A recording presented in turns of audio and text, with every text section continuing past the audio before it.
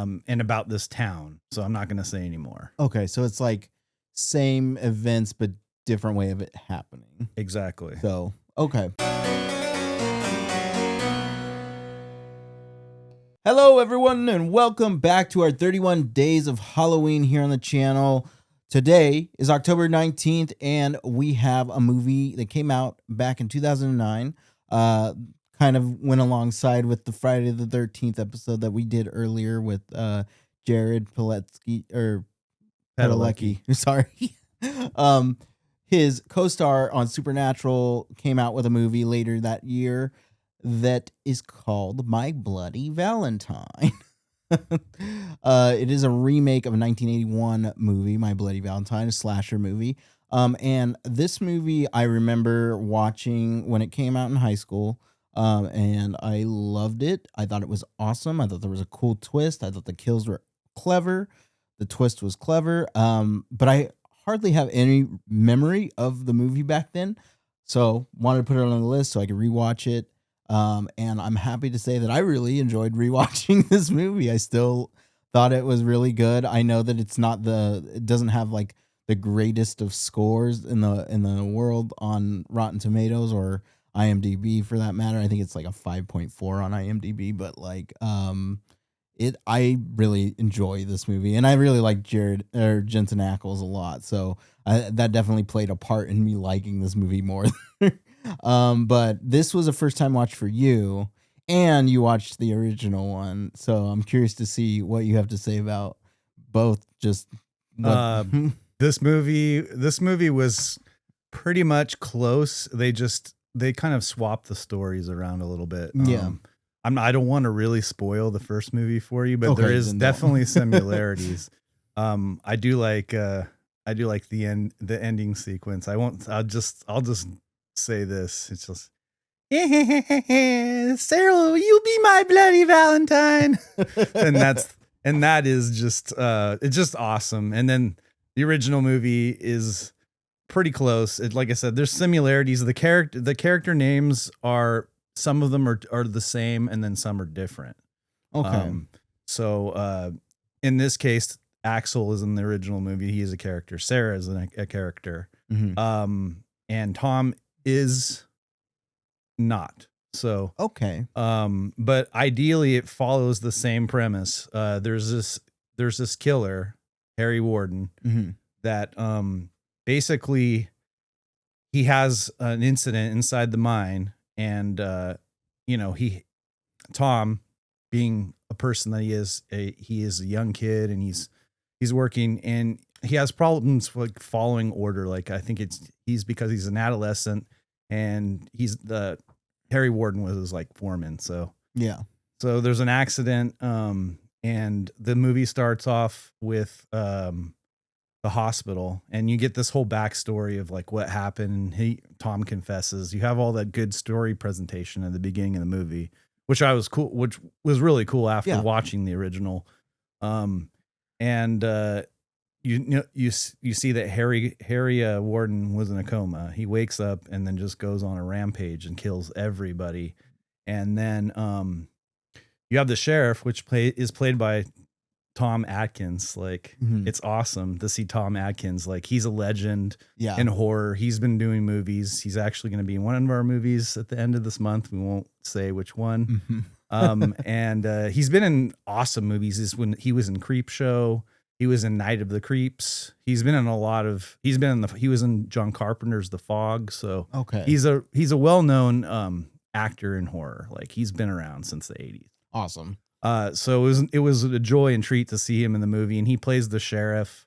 But anyways, we go down to the mine, and this is where Harry Warden has made his way back to do like a killing spree, and he kills everyone in the mine except for our main characters, like Tom and Axel and his girlfriend.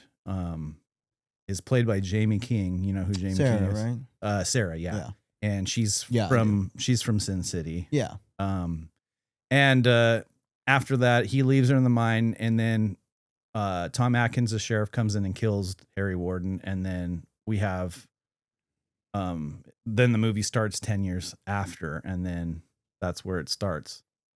Yep, and then we get just a really I mean, to me, watching it again, like I really thought this was a really well done like slasher. I think that it has pretty decent pacing. It's not the best pacing, but it's pretty like it definitely kept my like my attention the pretty much the entire movie. And I thought that some of the kills were really good. And I thought that the premise is good enough to propel the antagonist into like having his revenge. Um, and I thought that the love triangle is okay. I thought it was a little interesting at the same time. And then I really like I said before, I like Tom. I like Jensen Ackles a lot. So I thought he did a really great job. And to see him so young in this, I was also like happy to see like he was really trying his heart out in this movie. So I thought that his acting was really well done. And Jimmy King also I thought had a really good performance as well. Um and I like the music in this movie a lot too. And I thought the cinematography is decent. Like it's definitely a solid watch. It's better than Friday the 13th that came out the same year for sure. And I'm curious. I really want to watch the old one now that you've talked about The it a old little bit. one has a really, really good story, and there is a there. I'll just say there's a love triangle. I'm not going to say how, Mhm. but ideally, like I said, it's the same. It's just the story's been manipulated a little bit about Harry Warden, Okay. so and about this town. So I'm not going to say anymore. Okay. So it's like same events but different way of it happening. Exactly. So okay. And then just think of an old slasher. Just think of the old slashers in the presentation. That's all I'm gonna say. Okay.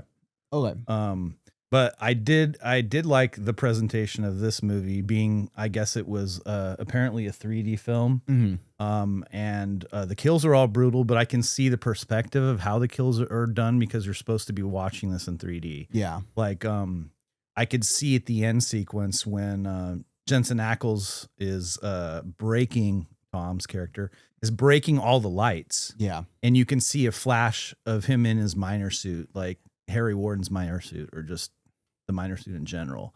So I figured that was part of the effect that you're supposed to get in 3D, like you're actually seeing that image of him as he's breaking the lights. And that happens in the original movie, but I kind of like how the effect is going on in this movie. Yeah. No, it's cool. What else did you like about this one particularly?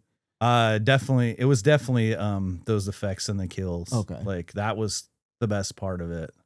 Um, Okay. All right. Well, then I think I'm gonna give this movie upon rewatch.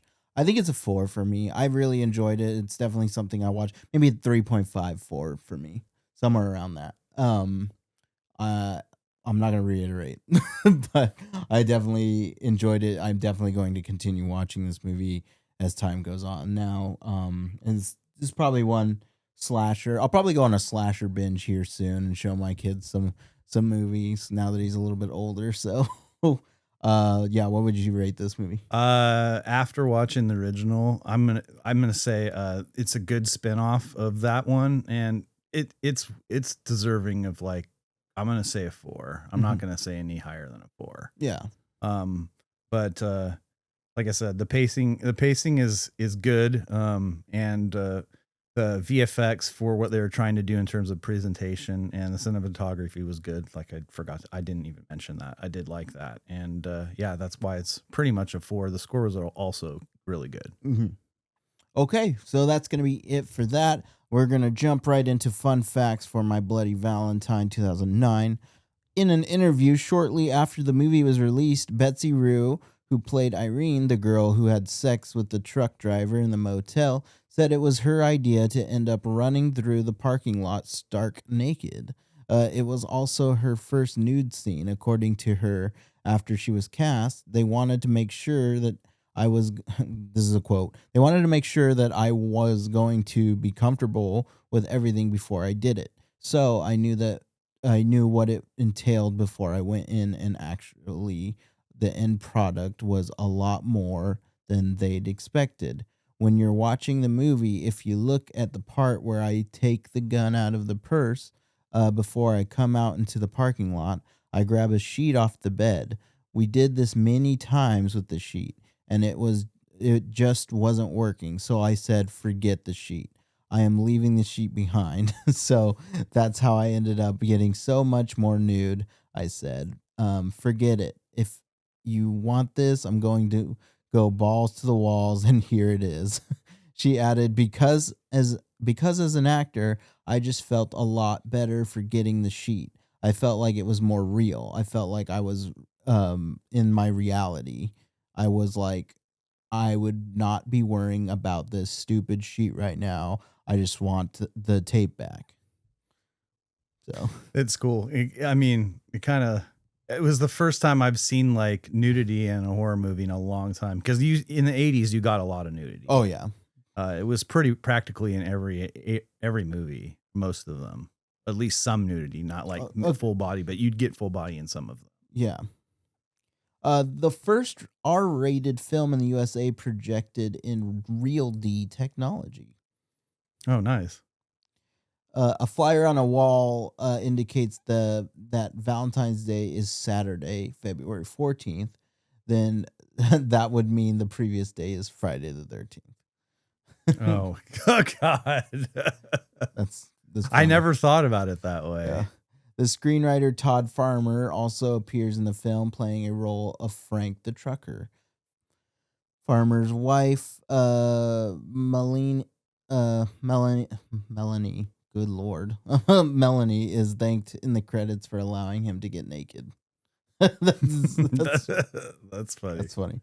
The film was made into a haunted house at Universal's Halloween Horror Nights.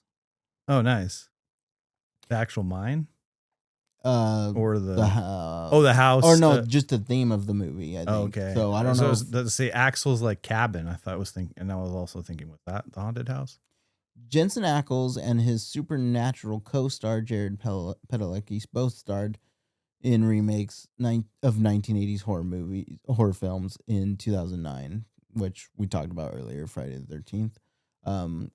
There was also an episode titled My Bloody Valentine on Jensen Ackles' TV series Supernatural. That's cool.